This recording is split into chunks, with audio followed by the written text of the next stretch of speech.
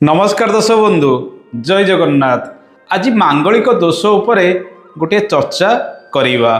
दर्शक बंधु प्रायतः अधिकांश जातकरे मांगलिक दोष रही थाए। यार प्रभाव मध्य व्यक्ति मानक जीवन उपरे पड़ी थाए। कौनसी दोष जदि आपणकर जन्म जातक रही थाए से ग्रहर दशा समय तार प्रभाव मध्य व्यक्ति उपरे अधिक पड़ी थाए।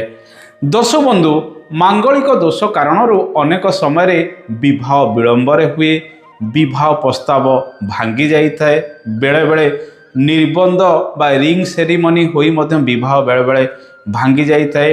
विवाह परे मध्य दाम्पत्य जीवन में झड़झंझा बेले बेले आसी थाए। आपण माने देखंतु मंगल प्रायतः 5टी घरे अश्व फल गुड़िक प्रदान करथांती, किंतु 12 गोटी लग्न अर्थात मेष ठारू मीन पर्यंत जो 12 गोटी लग्न रही प्रत्येक लग्न पाई भिन्न भिन्न फल मंगल देइथांती। मेष लग्न पाई मंगलंकर फल जहा वृष लग्न पाई मंगलंकर फल सेया नुहे, कारण प्रत्येक लग्न रे मंगल भिन्न भिन्न भावर ग्रह मध्य होइथांती। क्यों लग्न पाई मंगल शुभ ग्रह होइथांती तो क्यों लग्न पाई मंगल मध्य अशुभ ग्रह होइथांती। क्यों लग्नर शत्रु घरे मध्य मंगल बसी थांती। तेणु प्रत्येक लग्न पाई मंगलंकर फल मध्य भिन्न भिन्न होइथाए। तेणु 12 गोटी लग्न अनुसार 60 प्रकार फल आपन को मिली थाए। लग्न चतुर्थ सप्तम अष्टम द्वादश ए 5 गोटी को बेसी गुरुत्वपूर्ण निया जाए। द्वितीय रे मंगल रहिले मध्य कई मंगल दोष मध्य कही थांती, किंतु आमे ये 5 गोटी को अधिक गुरुत्वपूर्ण भावे नबा। दर्शक बंधु मेष लग्न पाई जदि आमे याको विचार करिबा, गोटे लग्न को नहीं आमे जदि जानिबा मेष लग्न रे मंगल बसिले रुचक नामक राजयोग प्रदान करे। स्वगृह रे मंगल रही थाए। यह जेतेबेले सप्तम को दृष्टि देई थाए दाम्पत्य जीवन में मतभेद उपजे थाए। आपणकर जीवन साथी स्वास्थ्य हानि मध्य कराई थाए। जेतेबेले मेष लग्नर द्वितीय रे मंगल बसी थाए आपणकर भाषा टिके कटु होई थाए, पारिवारिक विशृंखला ये सब कारणरू मध्य बेले बेले बढ़ी थाए एवं आपणकर देह पा बेले बेले असुस्थ होता है एवं एक्सीडेंट होबार संभावना मध्य यह बढ़ाई थाए कि ऑपरेशन होबार संभावना मध्य यह बढ़ाई थाए, जेहेतु मंगल अष्टम स्थान को मध्य दृष्टि दौथाए। मंगल जदि चतुर्थ स्थान में आपणकर बसी थाए मेष लग्न पाई, चतुर्थ स्थान हूँ कर्कट राशि, नीच राशि रे जदि मंगल बसे ताहले आपणकर स्वास्थ्य बेले बेले हानि होता है। हार्ट रिलेटेड डिजीज बेले बेले आनी थाए, जो कारण को नहीं आपणकर शरीर बेले बेले असुस्थ मध्य होबार संभावना रही थाए। कारण मंगल मेष लग्न पाई मध्य निजे अष्टमाधिपति होई नीच राशि रे बसी थाए।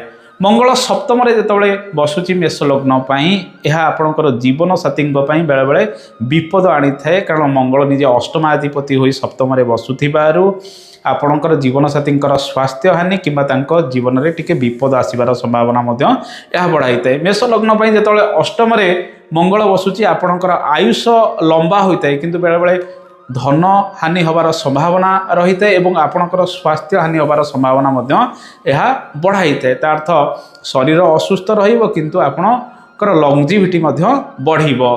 द्वादश रे जेतेबेले मेष लग्नर मंगल अवस्थान करुच्ची यह कौनसी ना कौनसी क्षेत्र में बेडरूम रे मनोमालिन उपजाई थाए एवं दाम्पत्य जीवन को यह प्रभावित करें। से भली प्रत्येक लग्न पाई मंगलकर फल भिन्न होता है वृष ठारू मीन पर्यंत। जदि आपणकर जन्म जातक मांगलिक दोष रही तार निराकरण आपण करवा आवश्यक। कौन सी दोष 100% केबे खंडन होई न थाए, यार प्रभाव जीवन में अनेक समय देखा जाई थाए। धरंतु वर्षा होउची, छतार आवश्यकता, रेनकोटर आवश्यकता ये सब रही, कारण आपणकर मुंड भिजिब नहीं, आपणकर शरीर जेमिति ठंडा सर्दी रे न पड़ू।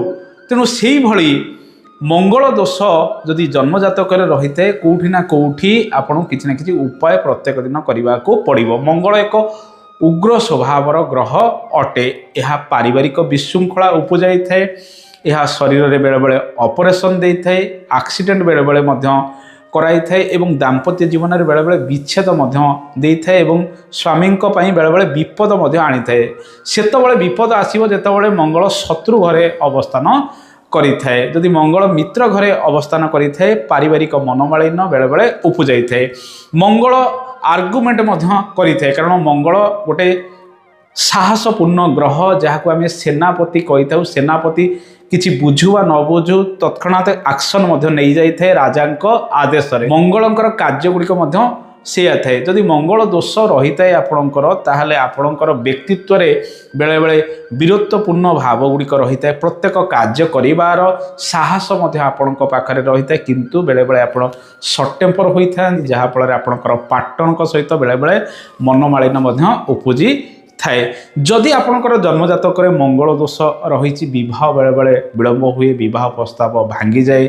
ବିବାହ ପରେ ମଧ୍ୟ ସ୍ୱାମୀ ସ୍ତ୍ରୀଙ୍କ ମଧ୍ୟରେ ବେଳେବେଳେ ମତଭେଦ, ମନୋମାଳିନ୍ୟ, ବିଚ୍ଛେଦ, ଆର୍ଗୁମେଣ୍ଟ ଇତ୍ୟାଦି ହେବାର ସମ୍ଭାବନା ମଧ୍ୟ ଏହା ବଢ଼ାଇଥାଏ। ତେଣୁ ସେସବୁ କାରଣକୁ ନେଇ ପ୍ରଥମ କଥା ହେଉଛି, ଯଦି ଆପଣଙ୍କର ମଙ୍ଗଳ ଦୋଷ ରହିଛି, ଆପଣଙ୍କର ପାର୍ଟନରଙ୍କର ଯଦି ମଙ୍ଗଳ ଦୋଷ ରହିଛି, ତାହେଲେ ମ୍ୟୁଚୁଆଲ ଅଣ୍ଡରଷ୍ଟାଣ୍ଡିଂରେ ସବୁକିଛି ଚାଲିବ। ସକାଳେ ଟିକେ ମତାନ୍ତର ହେଲା, କିନ୍ତୁ ଆପଣଙ୍କର ବୈବାହିକ ଜୀବନ ମଧ୍ୟ ଚାଲିଛି। ଜଣଙ୍କର ଯଦି ମଙ୍ଗଳ ଦୋଷ ରହିଛି, ଆଉ ଜଣଙ୍କର ଯଦି ମଙ୍ଗଳ ଦୋଷ ନାହିଁ, ତାହେଲେ ଦାମ୍ପତ୍ୟ ଜୀବନରେ ଅନେକ ସମୟରେ ସମସ୍ୟା ଉପୁଜାଇଥାଏ।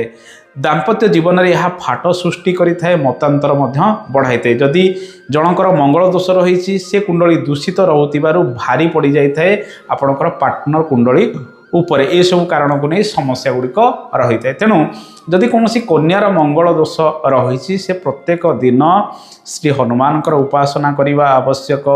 ପ୍ରତ୍ୟେକ ଦିନ ଚାଳିଶା ପାଠ କରିବା ଆବଶ୍ୟକ, ସୁନ୍ଦରାକାଣ୍ଡ ପାଠ କରିବା ଆବଶ୍ୟକ। ପ୍ରତ୍ୟେକ ମଙ୍ଗଳବାର ଦିନ ପାଦରେ ଅଳତା ଲଗାଇଲେ ଶୁଭ ଫଳ ଗୁଡ଼ିକ ମିଳିଥାଏ। ମଙ୍ଗଳ ଚଣ୍ଡିକା ସ୍ତୋତ୍ରମ୍ ପାଠ କଲେ ମଧ୍ୟ ଶୁଭ ଫଳ ଗୁଡ଼ିକ ମିଳିଥାଏ। ଏହା ସହିତ ବିବାହ ପୂର୍ବରୁ ଘଟ ବିବାହ କରିବା ମଧ୍ୟ ଆବଶ୍ୟକ। ଶ୍ରୀହରି ବିଷ୍ଣୁଙ୍କୁ ବିବାହ କରନ୍ତୁ, କିମ୍ବା ଆପଣଙ୍କର ପଣ୍ଡିତଙ୍କ ସହିତ ଯୋଗାଯୋଗ କରି ଘଟ ବିବାହ କଲେ ଆପଣଙ୍କୁ ମଙ୍ଗଳ ଦୋଷରୁ କିଛି ନା କିଛି ମୁକ୍ତି ମିଳିଥାଏ ଏବଂ ବୈବାହିକ ଜୀବନ ମଧ୍ୟ ଆପଣଙ୍କର ଶୁଭମୟ ହୋଇଥାଏ। ବିବାହ ପୂର୍ବରୁ ଘଟ ବିବାହ କରିବେ, ତତ୍ପରେ ଆପଣ ଯେଉଁ କ୍ୟାଣ୍ଡିଡେଟ୍କୁ ଚଏସ୍ କରିଛନ୍ତି, ତା ପ୍ରସ୍ତାବିତ ହେଉ ବା ଲଭ୍ ମ୍ୟାରେଜ୍ ହେଉ, ତାଙ୍କୁ ଆପଣ ବିବାହ କଲେ ଏହା କେଉଁଠି ନା କେଉଁଠି ଆପଣଙ୍କର ବୈବାହିକ ଜୀବନକୁ ସୁରକ୍ଷିତ କରିଥାଏ। ବୈବାହିକ ଜୀବନରେ ସୁଖ ସମୃଦ୍ଧି ମଧ୍ୟ ବଢ଼ିଥାଏ। ତେଣୁ ମଙ୍ଗଳ ଏକ ଉଗ୍ର ସ୍ୱଭାବର ଗ୍ରହ ହୋଇଥିବାରୁ ଏହା ଦାମ୍ପତ୍ୟ ଜୀବନରେ କଳହ ବିବାଦର ରୂପ ମଧ୍ୟ ନେଇଥାଏ। କୌଣସି ଦୋଷ ପ୍ରତିକାର ଦ୍ୱାରା ସମ୍ପୂର୍ଣ୍ଣ ରୂପେ ମୁକ୍ତ ହୋଇନଥାଏ। କେଉଁଠି ନା କେଉଁଠି ଏହାର ପ୍ରଭାବ ମଧ୍ୟ ଦେଖିବାକୁ ମିଳେ। ଯେମିତି ଗୋଟେ ବିଷଧର ସର୍ପ ତାର ବିଷଦାନ୍ତ କାଢ଼ିଦେଲେ ମଧ୍ୟ ସେ କେବେ ତା ଫଣା ଟେକିବା ସ୍ୱଭାବ ଛାଡ଼ିବ ନାହିଁ।